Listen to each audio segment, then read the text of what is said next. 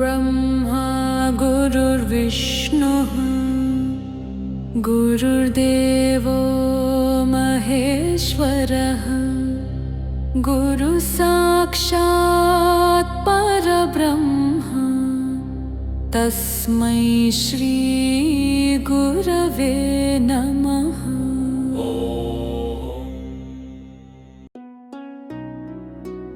1962లో దర్గాస్వామి దర్గామాత గారు ఆశ్రమం ముంగిట ఒక అశ్వత్థ వృక్షాన్ని నాటారు.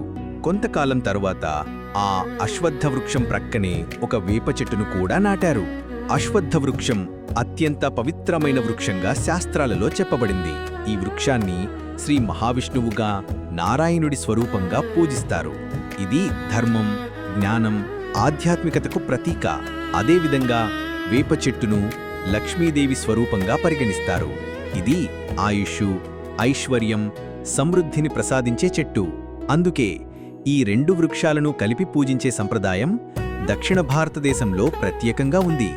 ఇది లక్ష్మీనారాయణుల దివ్య సమేతంకి ప్రతీకగా భావించబడుతుంది.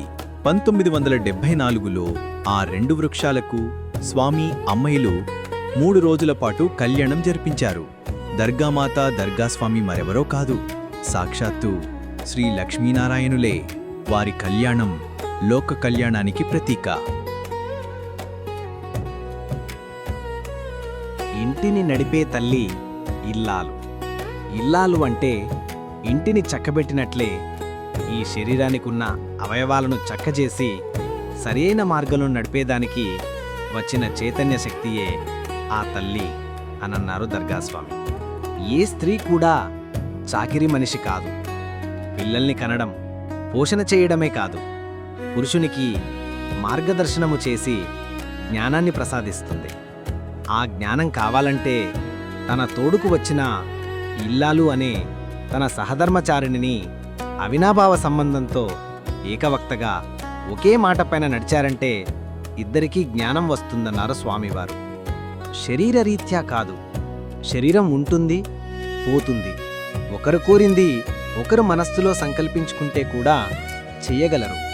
చెయ్యగల మహత్తు ప్రతి ఇద్దరికీ వస్తుంది. అయితే ఆ పద్ధతిలో నడిస్తేనే, ఆ భావనలో వస్తే హద్దులు లేకుండా పోతాయి.